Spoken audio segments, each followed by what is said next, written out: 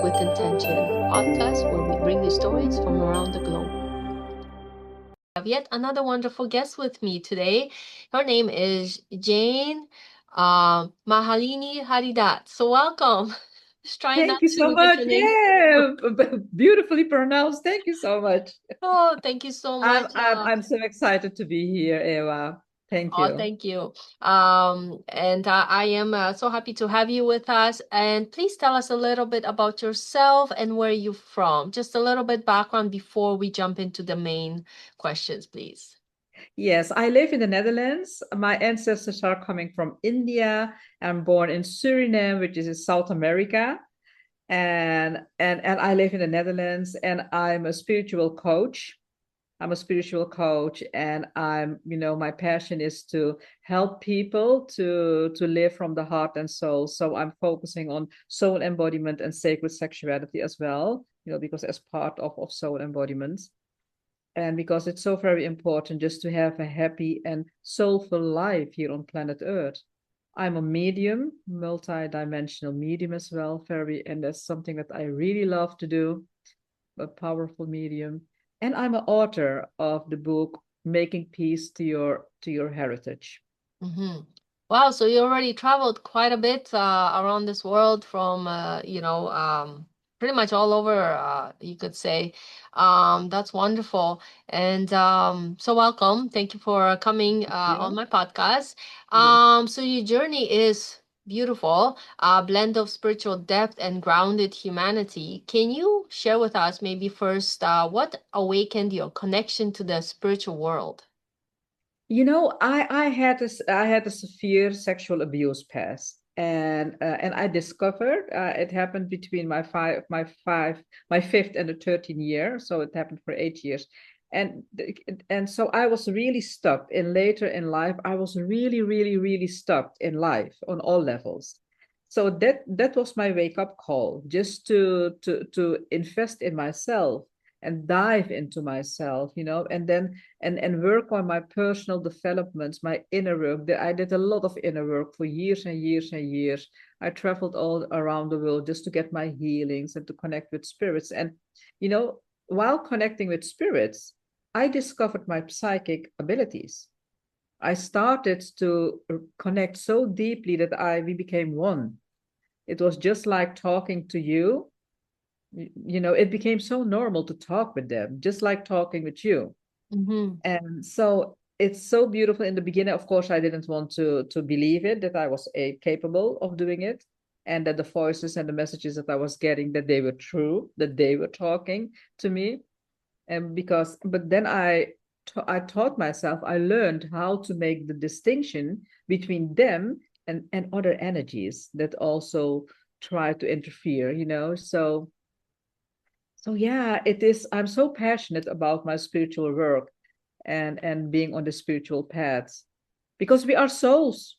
We are not only human. We are having, that is something that I truly believe, we are souls having a human experience here on planet Earth. Mm-hmm. So yeah. So you talk about healing personal trauma and reconnecting with the soul Yeah. in the book. What does that healing process look like in practice?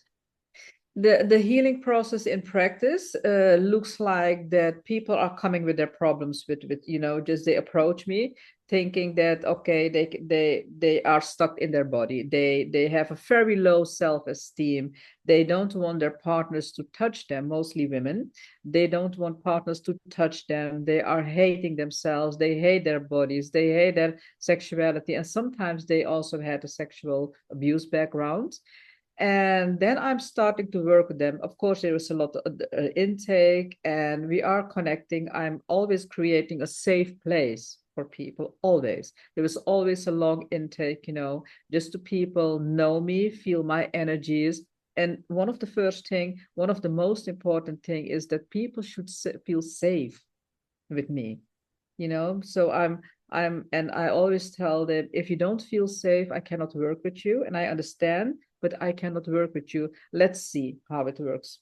And then when they come here, it can be in person, it can be online, of course.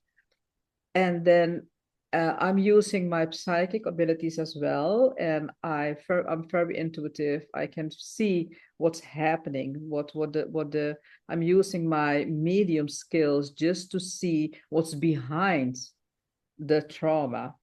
I can see very deep, into all the things happening, and then step by step, working on their body, teaching them how they can love themselves again.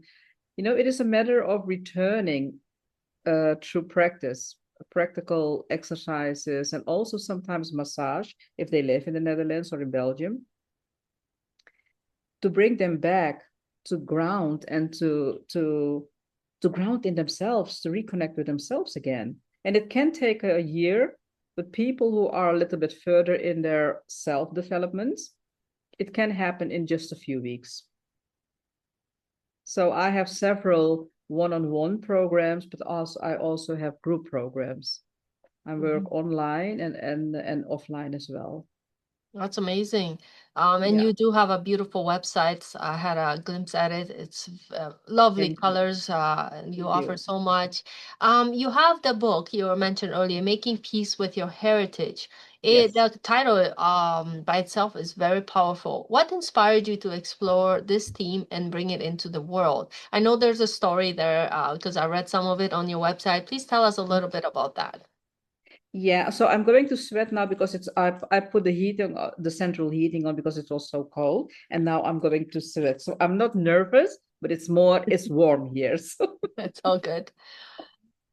but yeah, the universe. I was busy with the client. It's a beautiful story. I was busy with the client, helping her to connect with her roots again. She came from Indonesia, and helping her to connect with her roots again. And while I think it was the fifth or the sixth session, and that very clearly, and we went during a meditation. We went in energy form. We went to Indonesia, and Mother Earth, Mother Indonesia came just like a mother, just to carry her, just to make her feel safe and home again. And then all of a sudden I heard this voice in my heart and in my head telling me, write a book. The title is Making Peace to Your Heritage. And then I thought, okay, I was longing to write the book, so that was perfect that the universe, the guides, gave me the title. And it just in a few months they guided me, and I wrote this book. And of course they gave me all the steps to write, because what I'm doing in the book, and they told me that the purpose of the book is to help people to get a soulful life in their human life, just to return to their soul. Because most of us, we are afraid because a lot of things are happening in the world, and we are afraid to be human, and we forget that we chose to be human. And so I'm sharing my sexual abuse background and showing step by step how I managed to get out of it completely, and how I can live from the soul level, embodying my soul. So that is the purpose of the book. I Mm-hmm. hope it makes sense. Yes, of course. And sorry you had to go through that. Um, Oh no, it had this lesson. Yeah, I really consider it now as a gift. I know that it may be too fast to say it, but I worked for years on it. I'm going to reach the age of 67 in just a few weeks. So I worked a lot on it. And I discovered the sacred purpose of the sexual abuse. And it helped me just to discover the source power, to raise the sexuality, uh, as the power of the source. And if I didn't have that experience, I couldn't write this book. I couldn't have done all the things that I had to do, that I could do, and and feeling how I can and know how I can help people to live from their soul, mm-hmm, and how to heal from sexual abuse, because you don't need to stay stuck in it. mm-hmm. We're Yeah. meant to have an excellent life here on planet Earth. So it's all about soul embodiment. So no, I don't feel sorry anymore. Mm-hmm. I don't feel not Yeah. able. Of course, I had to go through the whole process. Okay, Yeah, so exactly. You have to go through the process in order to, like, something happens. It's like, like, for example, somebody dies in your family, you go from knowing them to going through the process of them not being there and then coming on the other side. And sometimes people get stuck in one area and they just can't get out of it. yeah, And the growth happens when you move on to the next level. And like you were saying, you've yeah. have forgiven and things like that. And so what role does forgiveness actually play in here, for Oh, yourselves, for huge, others? Yeah. Can you tell us huge, more about huge. this? Yes, huge, because I managed to, sexual abuse is a process of destruction. You're completely destroyed. I always say it destroyed all my cells, my brains, everything, my whole being. But Mm, then I had to rebuild it, rebuild everything, and discover that if I wanted, that forgiveness was a major, major part of the whole process. Because I was also accusing myself. I thought, oh my God, how could I be stupid? That's stupid that it happened, I was mm-hmm. 5 years old. How old? Sorry? 5 years. It Wow. started on the age of 5, and it continued till the age of 13. Mm, 8 years. And the people, it was happening in my home, was one of my brothers. And the people around me, my family, most of them knew, but they didn't do anything against it. They, keeping it silence, the shame and the guilt and all these kind of things. So what I had done is took it all in. I was accusing myself. mm, And so I had to teach myself to forgive myself. But before I could do that, and when I managed step by step to forgive myself and telling myself that it wasn't my fault, it wasn't, taking it from a human level, it wasn't my fault.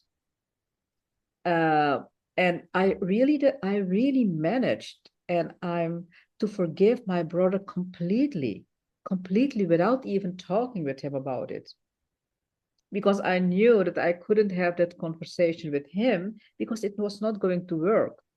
And on the other thing that I also realized, Eva, is that waiting for his approval, waiting for his permission, just to have this conversation was making me weak, was making me depending on his approval. mm-hmm.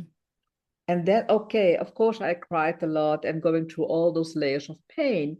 But forgiveness is, oh my goodness, that's liberation, because you're not forgiving for somebody else. You're only forgiving in the first place for yourself. And that Mm-hmm. is something that people sometimes, if they are stuck in anger, they don't want to forgive the perpetrator, but if you're able to do it, I can speak from experience. Oh my goodness, that's the biggest freedom you can experience, because you're coming completely in your power, and you know that you're not depending on somebody else. And liberating forgiveness means that the moment that I could do that, it meant that I was able to forgive easier, faster. If things were happening, that okay, I'm busy with soul embodiments. I'm busy with soul embodiment. Bring it there. Because if I don't forgive, I cannot live from my soul. I will stuck in the human level, the 3D experience, this the old being stuck in the old Mm-hmm. perception. And that is something that I didn't want to have. Yeah. So can we recognize when we're not really aligned with our soul? Because there's different alignments in life, but what about the soul? How do you know? Like, can you elaborate a little bit more on that for people that are maybe new to this? Yeah, soul embodiment is amidst all turmoil, knowing that you can experience soul peace inside, and you can feel it in your body. When you're aligned, then even when sometimes it seems so very hard, things start to go easily. Clients are coming easily because you're aligned, and there is a lot of freedom here in the brain. It's just like uh, stillness. Mm, It's you're becoming receptive. There is no stress here, and there is a connection between the heart and the mind. And in my case, also not only the heart is opening, but also my gut, the belly. Mm-hmm. I'm a belly speaker. They always told me you're a belly speaker. So the second chakra, it's opening. So then I know, okay, things are becoming easier and I'm happy. Yeah. You're not Experiencing suffocating. happiness, lightness. And you know you can feel that it's very powerful. It's very powerful. Mm-hmm. Yeah. And That's sometimes, well. sorry, sometimes the soul has its own way just to make you alert on it. Just first, sometimes just to bring a thought, to repeat a thought, a thought or a feeling in your body, just to recognize, just to listen to it. And the moment that you listen to it, okay, this was something my soul wanted me to experience. Mm-hmm. And then, yeah, does it make sense? Do you Of recognize it course. yourself too? Of Yeah. course. Yes. Yes. Um, Beautiful awareness, of course. I want to jump into a little bit of you speaking about transforming pain into wisdom. Yeah. Can you share maybe example, maybe another one from your own journey or from someone you've worked with, without obviously saying their names and stuff like that. Yeah, I love to share that sometimes I just had a client yesterday. Just that's the most fresh one in my mind, in my memory, is that she was having a hard time um, with her husband because they didn't understand each other. Mm-hmm. They didn't understand each other, and she thought that he didn't understand her, and he was thinking that she didn't understand him. So there were all the things they were fighting, and they love each other deeply. Mm-hmm. But what happened is that I sat with her, and then I could look underneath what the real motives were, what was happening over there. And then in a meditation, I brought her, and I got a message that had to do something with something what happened at the age of 9 as a Mm-hmm. child, because feeling unsafe and not being heard. And that was her experience of her childhood, a painful experience of her childhood that was playing itself out completely all the time. And she didn't recognize it. And the moment that she could recognize it, she could open up and see that her husband was in the same state. So, what was happening is that he was acting from a painful memory, childhood trauma or memory, and she was doing the same thing. And I said, if there are two children, that's the wounded children that they are fighting with each other. These are the wounded children that are fighting with each other. So if you notice and if you recognize, then you will see that he is doing the same thing. And what I did is doing some exercises, meditation and healing, so she could embrace that wounded child, that 9-year-old child, and love and completely, just to accept it and recognize her own role, how she was playing it out. She became compassionate towards her husband. And she went home and she just sent me a message. She said, it was so helpful because I understand him more. And because I understand him more, he feels safety, because that is something that he was lacking during his childhood. He feels safe now to share his story with me. So they are bonding from the childhood, from the pain of the wounded children. They are bonding now on a more mature level, more spiritual level, And then, yeah, the love is growing and recognizing what the soul has to teach them, that Mm-hmm. they are souls. And it's beautiful, Eva. It's beautiful. Yeah, If you I love how see you that, describe that. And you know what, you're absolutely right. When you were talking about it, a lot of people live like that because we don't take care of ourselves. And then yeah, even when we come together with somebody else, we're still not nurturing really ourselves. And then here they're coming with their things. And then what yes, happens sometimes, a lot of energies clash. And then yes, we end up blaming each other for something that has really nothing to do except for that, the not being aligned, right? yeah, So you have yeah, two people that are not really aligned. Yeah, they love each other, like you said, and everything, but then eventually something happens. So here it's beautiful that they were able to get into it, you're able to help them and things like that. But unfortunately, a lot of people don't work on that, and they end up, either fighting more, getting divorces, or whatever else happens, Yeah, right? Which yeah, is yeah, and unfortunate. Yeah. it is true. Sorry, I'm so enthusiastic just to talk about it because there's also another example that it impacts also your love life.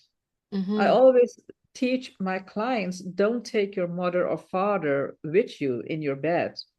You know, don't don't make them sleep in between you, the both of you, because if because sometimes something, there's still the trigger, the body reminds something, and if you're born, if you're giving birth to a child, that child is taking all the pain, all your emotions, everything from you as a mother, and Mm-hmm. also a father as well. But and sometimes if your mother didn't like to make love to your father because she was taught that was disgusting, and you're thinking later on in your own relationship the same thing, then know that these are not your thoughts, these are not your energies. It just came into your system. And if you Yeah. recognize that, then it's not about you. But Mm-hmm. we are so internalizing everything that we Mm-hmm. take, that we are feeling, and thinking that we are our thoughts, we are our emotions, but it's coming from ancestors, coming from other people, and Yeah, we're you like can those sponges, and then we never want to sponge out.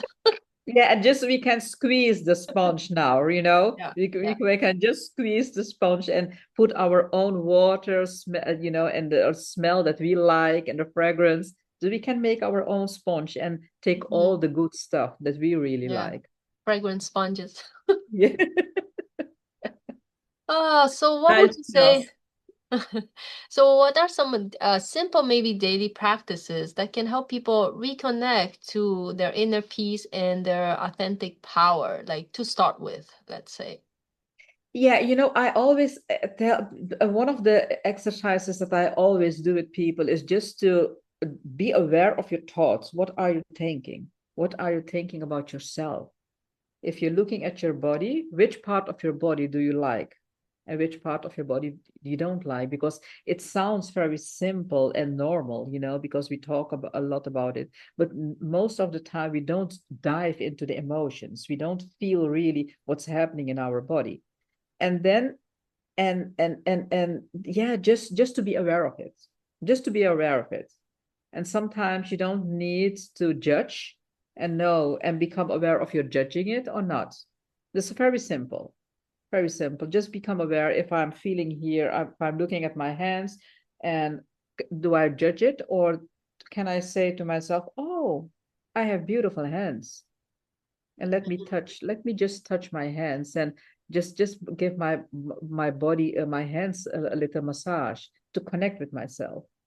Because Yeah. if we are talking about connection, we are talking about connecting first through the body. Because if you reject your body, which part, then you're disconnecting from the body. Because it's always the mind, if you think, okay, my body is ugly, then you're disconnecting from the body. And it is our body that we need to feel happy and feel connected. Mm-hmm. And one of the things that I also do is walk in nature. Of course, everybody, nature has such a very powerful impact. It is the energy of nature, just to sit and meditate, even when it's 5 minutes, Mm-hmm. 5 minutes before, 5 minutes per day. If you're busy, you can do it, because it's all, and always know it's always about yourself. You're not doing it for somebody else. And just be aware of the thought that you're going to sleep with, because the last thought that you're going to sleep with will impact the next day. And be aware of the thought that you're waking up with, because it's very important. Mm-hmm. I hope this helps. It's and just be aware, if you're driving, where are your thoughts? Can you tell the car, I'm doing it all the time, can you tell your car, oh my goodness, I'm so happy that you're bringing me everywhere I want to go, bring me safe, let's have a safe drive. And You know, Eva, years ago, somebody told me you have to just enjoy a glass of tea, a mug of tea. And I thought, enjoying tea, I'm drinking tea, but that's something different than consciously mindful enjoying a cup of tea or a cup of coffee. Yeah, usually we just devour it or like, yeah, Yeah. that was good, Oh okay, yeah, done. it's okay, yes, and then doing a lot of other things, you know. And Yeah. then I had to teach myself just to hold my mug and you know and look at it and say, oh my God, you're beautiful and the taste is wonderful. I like the taste. Just to Hmm. use the senses and Yeah, my mentor always says, I drink my coffee and I drink it like a millionaire because that's who I am. She's like, Feel like $1 million when you're drinking because, and really, sip into it." But, for some people, that's what it is. Somebody else might be doing something else, candy, chocolate, whatever. But he's like, yeah, when I drink my coffee, I drink it with purpose. I'm a yeah, millionaire and I feel yeah, so yeah, good and yeah. whatever story you want to tell yourself, right? Yeah, but you know, it is coffee, but also the food, you know, Yeah, if food you're, too. Yeah. can you think, one of the things that I always do, even when I'm drinking or eating, and especially when I'm having my meals, it doesn't matter when it's the breakfast or lunch or dinner, I always thank. Yes. I Yeah. always thank the meal. Yeah. I always thank the meal and asking the meal all the ingredients and my food and my drinks, just to just to become defined, just to raise into the divine, uh, to my divinity, Mm-hmm. you know, and to become one with my divinity and to be safe for my digestion and all myself as to nurture myself. And I Yeah. can feel that it's a different way of eating food and drinking. Yeah, instead of just inhaling, you're actually spending time, you're connecting with it. Yeah, So, yeah, one question I want to ask, from the book, Making Peace with Your Heritage. What is yeah. the greatest hope that you hope that the readers will get from reading it? What's one thing you really want? Yeah, my greatest hope is that people know that if they read the book, that if they see that I am able to ascend to a soul level, that all lessons, everything is a lesson in life, even the most severe pain and experience, that we can all come out of it and to reach, because it's a path to our soul. It is helping us to return to our soul. And I hope that if people read the book, that they are able to be happy in their human life, because this book is written to help people to be happy in their human life. Hmm. Wonderful. That is, yeah, and it's not only a book, it's there are exercises, it's an expert book, and it's combined with a workbook and also a healing meditation with Beautiful. the, yeah, yeah.